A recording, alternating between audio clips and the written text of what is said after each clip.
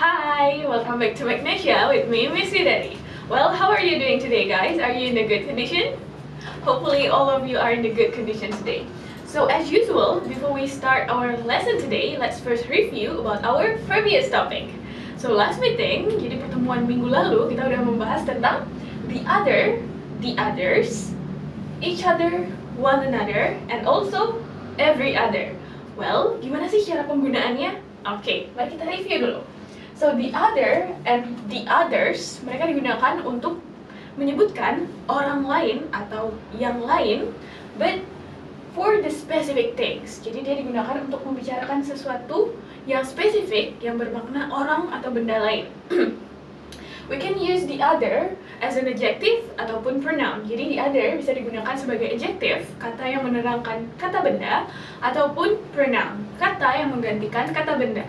Let's take a look to the example of the other as an adjective. Mari kita perhatikan contoh penggunaan the other sebagai adjective. The first one kita punya, there are two boys. One boy is fat and the other boy is thin. There are two boys. One boy is fat and the other boy is thin. Ada dua anak laki-laki. One boy is fat, satu anak laki-laki yang gemuk, and the other boy is thin. And the other boy is thin. Dan anak laki-laki yang lain itu kurus. So that is how you use the other as an adjective. Jadi di sana bisa dilihat kata the other-nya muncul sebelum kata benda boy. And the other boy is thin. Next, penggunaan the other sebagai pronoun. Well, sebagai pronoun, the other ini akan menggantikan kata bendanya. Contohnya, there are two boys. One boy is fat and the other is thin. There are two boys. One boy is fat and the other is thin. Ada dua anak laki-laki. Satu anak laki-laki gemuk dan yang satunya kurus. So di sini kata the other-nya enggak diikuti kata benda, melainkan langsung dengan to be is. And the other is thin. Maka dari itu kita bisa tahu bahwa kata the other ini menggantikan bendanya, yaitu si boy. Next, penggunaan others. Well, others bisa digunakan sebagai pronoun. Dia bisa digunakan untuk menggantikan kata benda yang jumlahnya singular, jumlahnya hanya satu, dan dia spesifik. Maksudnya di sini spesifik, lawan bicara kita sudah tahu benda apa yang kita maksud. Let's take a look to the example. Untuk contohnya kita punya, she has 3 cats. She has 3 cats. Dia memiliki 3 kucing. One is black and the others are red. One is black and the others are red. Satunya hitam dan yang lainnya merah. Well, I'm sorry. Tadi Miss bilang the others dia diikuti oleh benda tunggal. But actually dia nggak boleh diikuti benda tunggal, tapi harus diikuti atau mengganti benda yang jumlahnya jamak, lebih dari satu. The others with s must substitute plural things, harus menggantikan benda yang jamak. Seperti di contoh tadi, she has 3 cats. Dia memiliki 3 kucing. One is black and the others are red. Oke, dia memiliki 3 kucing, satunya hitam dan yang lainnya merah. Next, we have each other and one another. Both of this phrase, kedua phrase ini, each other dan one another, memiliki arti satu sama lain. What's the difference? Tapi apa sih bedanya? Well, each other digunakan untuk membicarakan satu sama lain antara dua orang. Sedangkan one another digunakan untuk membicarakan satu sama lain, tapi lebih dari 2 orang. For example, Doni and Dina love each other. Doni and Dina love each other. Let's say it. Doni and Dina love each other. Doni dan Dina saling mencintai satu sama lain. So, Doni dan Dina hanya 2 orang. Maka dari itu kita gunakan each other. Next, untuk contoh one another. The 4 girls stared at one another. The 4 girls stared at one another. Keempat anak gadis itu saling menatap satu sama lain. The 4 girls stared one another. Oke, di sini one another digunakan karena jumlah orang yang dibicarakan itu ada 4, lebih dari 2. Next we have every other. Every other means tiap selang satu. Jadi ada langkar 1 bait. For example, please write on every other line. Please write on every other line. Tolong tulis tiap selang 1 bait. Please write on every other line. Okay, that's how you use every other, each other, one another, and also the others, dan juga the other. Okay, so that is about our review. Jadi itu review mengenai topik kita sebelumnya. If you forget, you can just re-click the link that we use for live last meeting. Jadi kalau kalian lupa, kalian bisa klik lagi link yang kita gunakan untuk live di minggu lalu. Now let's talk about our topic today. Sekarang mari kita masuk ke topik kita hari ini. Today we're not gonna discuss about yang other lagi, but today we're gonna talk about very, to, and enough. So we have very, to, and enough. Very, to, and enough, dia merupakan kata keterangan yang memiliki makna yang berbeda-beda. Let's start with very. Mari kita mulai dengan very. Okay, so the first one we have very. Very in Indonesian, dalam bahasa Indonesia berarti sangat. We usually use it to convey a positive meaning from the sentence. Jadi kata very ini biasanya digunakan dalam kalimat yang maknanya positif. Usually positive. Okay, you can see it on your screen. Kalian bisa perhatikan di layar kalian. There are 2 ways of using very. Ada 2 cara penggunaan very. Kalian bisa lihat di screen. So the first one, you can use very yang berpengertian positif, di mana very-nya akan diikuti oleh adjective. Very plus adjective.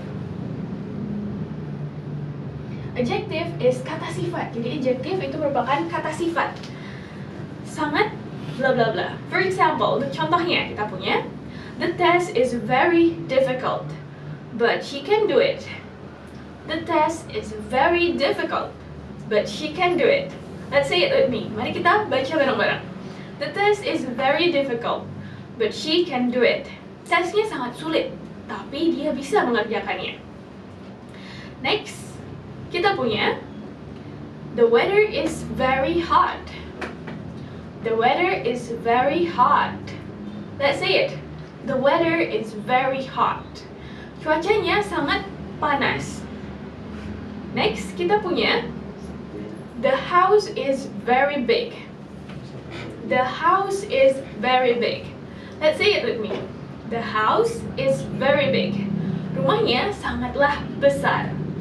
Okay, so that is the example of using very as an adjective to convey and give the extreme meaning. Jadi, penggunaan very dengan adjektif yang tadi menunjukkan makna ekstrem.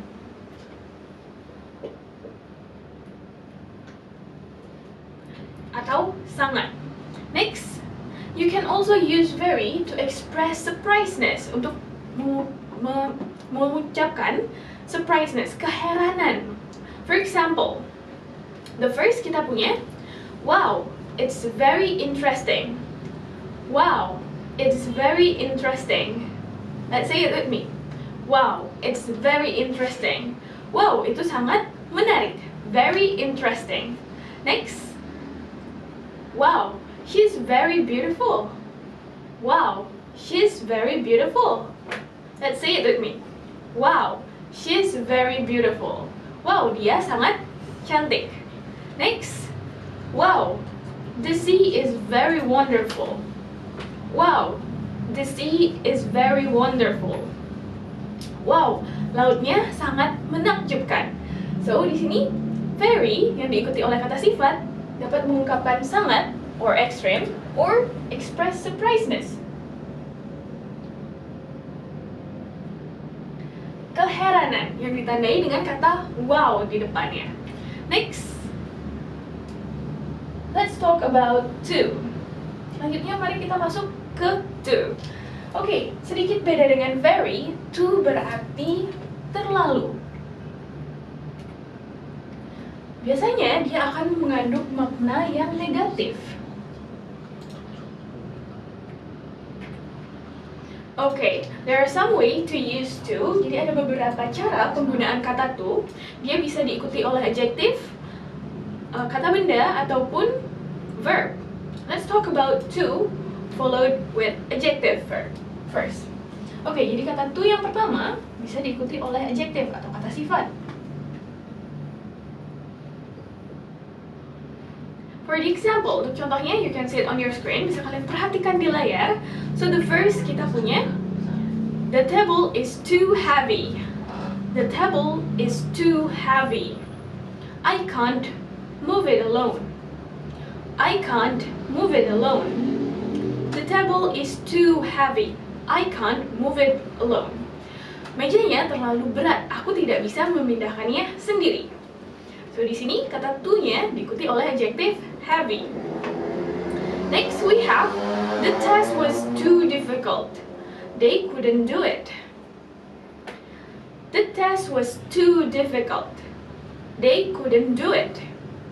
Tesnya terlalu sulit. Mereka tidak bisa mengerjakannya. The test was too difficult. They couldn't do it. Next, the thing is too small. She can't see it clearly. The thing is too small. She can't see it clearly. Let's say it with me. The thing is too small.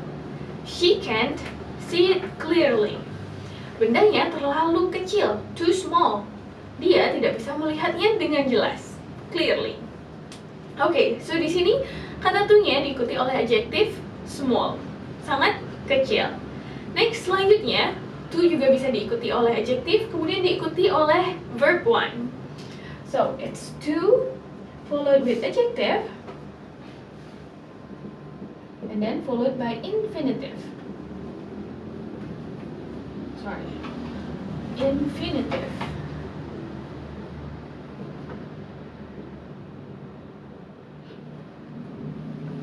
Okay, for the example, untuk contohnya, you can see it on your screen, bisa kalian perhatikan di layar, kita punya, Dausmini can't play basketball because he's too short. Dausmini can't play basketball because he's too short. Dausmini nggak bisa bermain basketball, bola basket, karena dia terlalu short, pendek. Next, kita punya, Dausmini is too short to play basketball. Dausmini is too short to play basketball. Let's say it. Dausmini is too short to play basketball. Dausmini terlalu pendek untuk bermain bola basket. So di sini kata to-nya diikuti oleh adjective short, kemudian diikuti lagi dengan to infinitive, yaitu to play. Next, kita punya, she is too tired to go to the gym. She is too tired to go to the gym. Dia terlalu capek untuk pergi ke gym. She is too tired to go to the gym. So di sini, di kalimat ini, penggunaan to-nya juga diikuti oleh adjective, kata sifat, tired, kemudian diikuti oleh to infinitive, to go. Dan di contoh terakhir kita punya, Rahma was too ill to finish her food. Rahma was too ill to finish her food. Rahma terlalu sakit untuk menyelesaikan atau menghabiskan makanannya. So di sini kata to-nya diikuti oleh adjective ill, kemudian diikuti oleh to infinitive, yaitu to finish. Next, selain to bisa diikuti oleh adjective dan juga infinitive, to juga bisa diikuti oleh adjective, kemudian for someone, baru kemudian infinitive-nya. To, followed by adjective, followed by for, kemudian someone.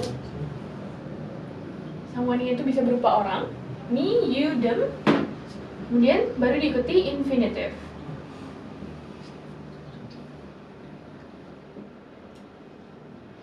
Okay, let's take a look to the example. Mari perhatikan contohnya. So di sini yang pertama kita punya, I can't walk to TMII because it is too far. I can't walk to TMII because it's too far. Aku tidak bisa berjalan ke TMII karena itu terlalu far, jauh. Next, kita punya TMII is too far for me to walk. TMII is too far for me to walk. TMII terlalu jauh untukku berjalan ke sana. TMII is too far for me to walk. So di sini arti kalimat kedua dan kalimat pertama sebenarnya sama aja, hanya susunannya yang berbeda. So di kalimat kedua, kata to-nya diikuti oleh adjective far, kemudian diikuti lagi oleh for, kemudian someone yaitu me, baru diikuti oleh to infinitive-nya. To dan juga verb one yaitu to walk. TMII is too far for me to walk. Next example we have, it is too late for me to go out. It is too late for me to go out. Udah terlalu malam untukku pergi keluar. It is too late for me to go out. Next we have, the meatball is too cold for Vian to eat. The meatball is too cold for Vian to eat.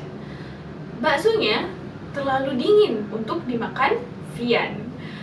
So di sini dia juga mengikuti pola to, kemudian diikuti oleh adjective cold, kemudian diikuti oleh for, someone-nya adalah Vian, dan infinitive to eat. Next, kita punya contoh. The ticket is too expensive for us to fly to Surabaya. The ticket is too expensive for us to fly to Surabaya. Let's say it with me. The ticket is too expensive for us to fly to Surabaya. Tiketnya terlalu mahal untuk kita pergi ke Surabaya. So di kalimat ini dia juga mengikuti pola to, adjective, for someone dan juga infinitive. To, adjective-nya expensive, kemudian diikuti oleh for us, dan to fly sebagai infinitive. Well, that's how you use to. Jadi itu penggunaan to atau terlalu. Next, let's talk about how to use enough. Selanjutnya mari kita bicarakan cara penggunaan enough.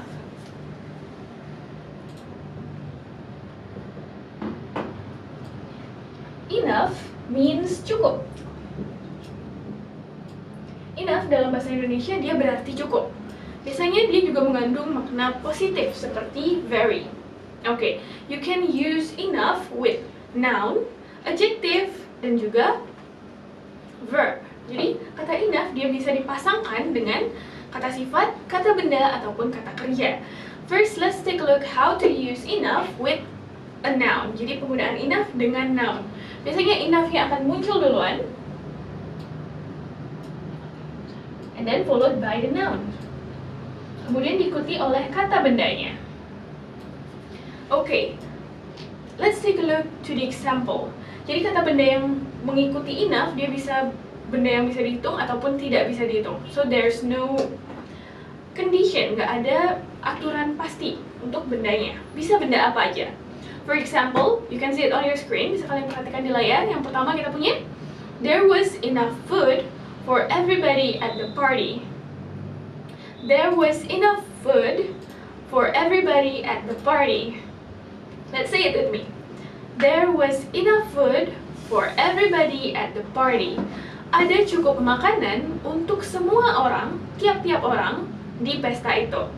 So di sini kata enough-nya diikuti oleh benda food. Next example kita punya, there is enough water in the pond. There is enough water in the pond. There is enough water in the pond. Ada cukup air di kolam. So di sini enough-nya juga diikuti oleh benda yang tidak bisa dihitung, yaitu water. Di contoh terakhir kita punya, mother has enough sugar in the box. Mother has enough sugar in the box. Ibu memiliki cukup gula di dalam box. Let's say it with me. Mother has enough sugar in the box. Oke, jadi di kalimat ketiga ini Kata enough-nya juga diikuti oleh benda yang tidak bisa dihitung, yaitu sugar. Next, enough with adjective. Enough digunakan dengan kata sifat. Well, ketika digunakan dengan kata sifatnya akan muncul duluan, baru kemudian diikuti oleh kata enough. So the adjective come first, and then followed by enough.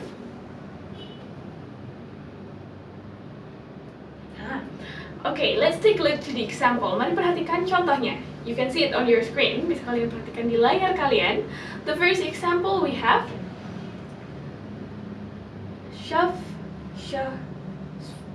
Safrini is pretty enough for everybody to notice her. Safrini is pretty enough for everybody to notice her. Let's say it with me.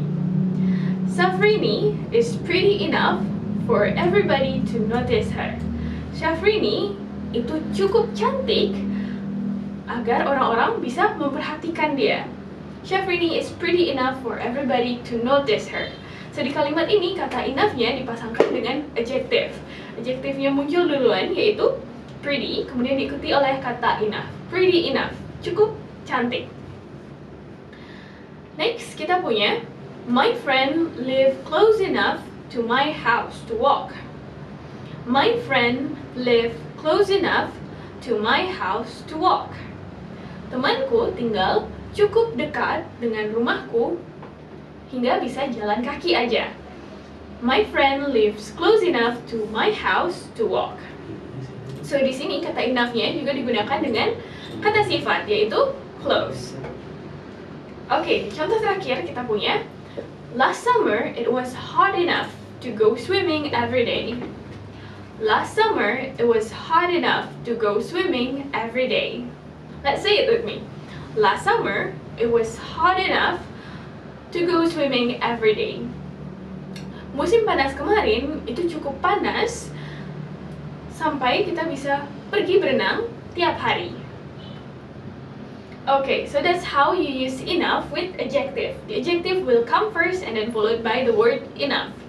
Next, you can also use enough with infinitive or verb, but the enough will come first and then followed by the verb. Okay, kata enough juga bisa digunakan dengan verb, tapi ketika digunakan dengan verb, dia akan mengikuti pola yang sama dengan ini. Enough-nya muncul duluan, tapi noun-nya diganti dengan verb. So enough followed by a verb or infinitive.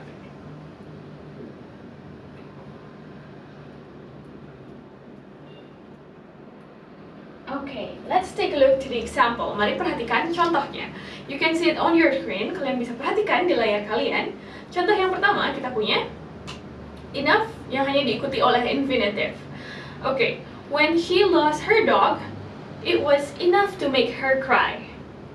When she lost her dog, it was enough to make her cry. Ketika dia kehilangan anjingnya, itu benar-benar membuatnya menangis. When she lost her dog, it was enough to make her cry. Ketika dia kehilangan anjingnya, itu cukup untuk membuatnya menangis. Enough to make. Oke, jadi di situ penggunaan enough diikuti oleh infinitive. Enough, kemudian to make. Next example kita punya stop talking. It is enough to blame me. Stop talking. It is enough to blame me. Udah ngomongnya. Udah cukup untuk menyalahkan aku. Stop talking. It is enough to blame me. So di kalimat ini, enough-nya juga diikuti oleh infinitive yaitu to blame, untuk menyalahkan. Next, enough juga bisa diikuti oleh noun dulu, baru kemudian diikuti oleh infinitive-nya. Let's take a look to the example. Untuk contohnya kita punya I had enough money to buy a new bike. I had enough money to buy a new bike. Let's say it with me. I had enough money to buy a new bike. Aku punya cukup uang untuk membeli sepeda baru. Next, is there enough time to have coffee? Is there enough time to have coffee? Let's say it. Is there enough time to have coffee? Oke, jadi di kedua kalimat ini, enough-nya diikuti oleh benda dulu, baru kemudian diikuti oleh kata kerja bentuk pertamanya. Enough, verb the noun is money and also time. Jadi kata bendanya itu adalah money dan juga time. Kemudian diikuti oleh infinitive, to buy dan juga to have.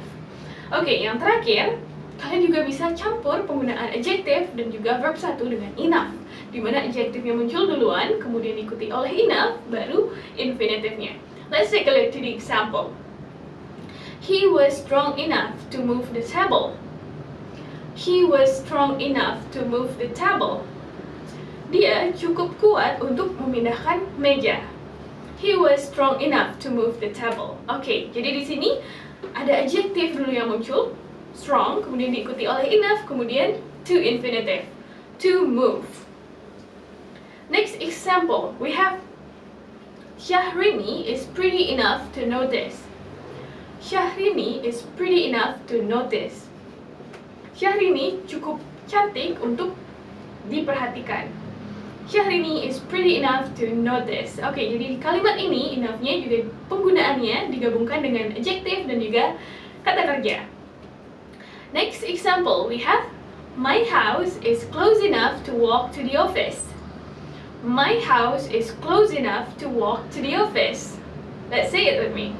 My house is close enough to walk to the office. Rumahku cukup dekat sehingga aku bisa berjalan ke kantor. And the last example dan contoh yang terakhir kita punya, the weather was hot enough to go swimming every day. The weather was hot enough to go swimming every day. Cuacanya cukup panas untuk berenang setiap hari. Let's say it with me. The weather was hot enough to go swimming every day.